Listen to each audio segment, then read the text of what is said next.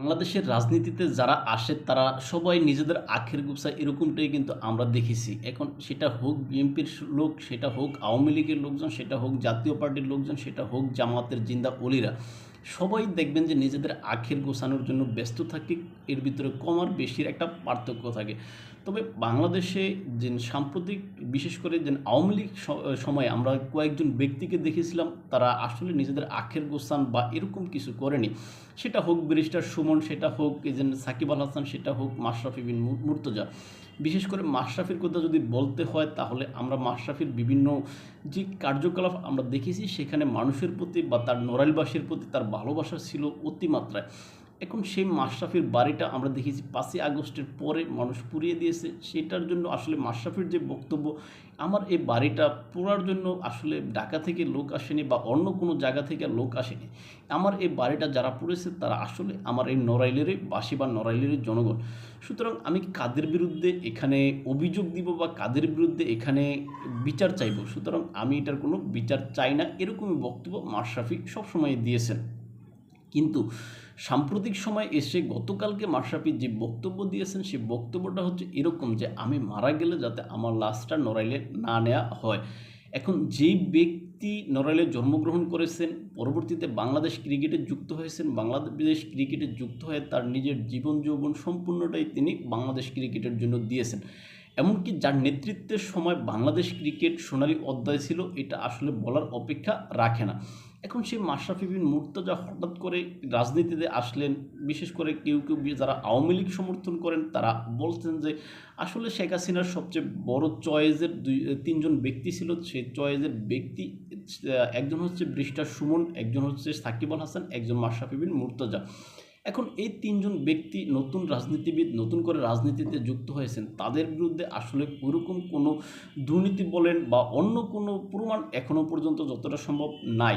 তাদের বিরুদ্ধে যে দু একটা মামলা বা কিছু মামলা হয়েছে সেই মামলাগুলো হচ্ছে আপনি এক প্রকার মিথ্যা মামলাই বলতে পারেন। কেননা সাকিব আল হাসানের বিরুদ্ধে যে মামলা, তিনি তখন বিদেশে ছিলেন, তাহলে ওই মামলার সাথে তার সম্পৃক্ততা নেই। যে হত্যা মামলা তাকে দেওয়া হয়েছে।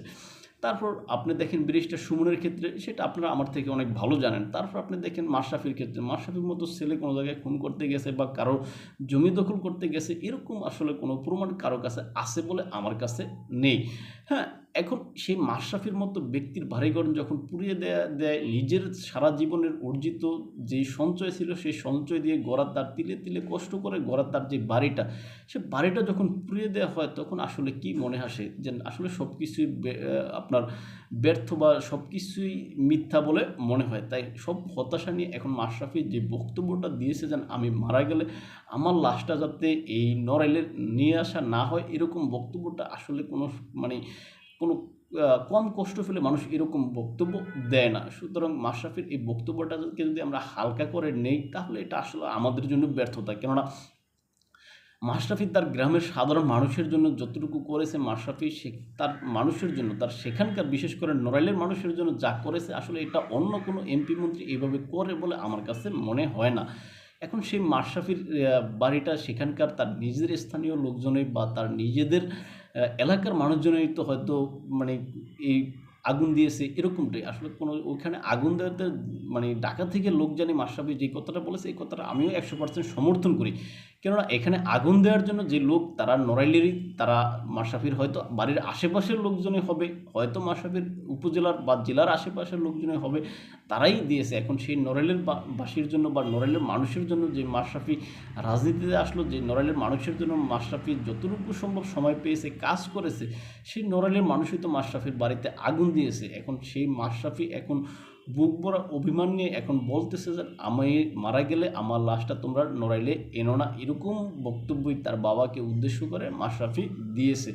সুতরাং এখানে যেই মানুষের প্রতি ভালোবাসা ছিল মাশরাফি, সেই মানুষই তার বাড়িঘর পুড়িয়ে দিয়েছে। এখন সেই মানুষের সাথে বা সেই মানুষই যাতে তার লাশটা দেখতে না পারে এরকম বক্তব্য মাশরাফি দিয়েছে। এখন এই মাশরাফি আসলে একজন গুণী মানুষ। এই গুণী মানুষজন আসলে মানে প্রত্যেক ঘরে ঘরে আসে না, যেখানে আসে ওইখানকার মানুষ যদি এই সমস্ত গুণী মানুষের কদর না করে তাহলে গুণী মানুষরা বলা হয় যে জন্মায় না।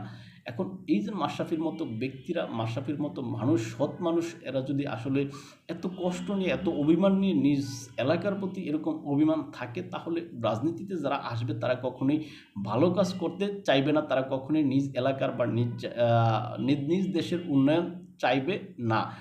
তাই যারা ভালো মানুষ, আমাদের উচিত তাদের সাথে ভালো আচরণ করা, তাদের সাথে ভালো ব্যবহার করা। এখন সেই মাশরাফির সাথে যদি আমরা এই যে খারাপ আচরণ করেছি, আসলে এটা কাম্য নয় বলে আমি মনে করি। তাই এই বিষয়ে সম্মানিত দর্শক, আপনার মতামত কি? এখানে আপনি হয়তো বলবেন যে আওয়ামী লীগের দোসর হিসেবে এখানে আপনার মাশরাফির বাড়িঘর পুড়িয়ে দেওয়া হয়েছে। ভাই, এখানে আওয়ামী লীগের দোসর, বিএনপির দোসর, বা আপনার কি বলে জামাতের দোসর বা এনসিপির দোসর, এরকম অনেক হবে। সুতরাং আপনি তার বাড়িঘর কেন পোড়াবেন? যে দোসর হবে তার বিচার করার জন্য দেশে আইন আদালত সব কিছু রয়েছে।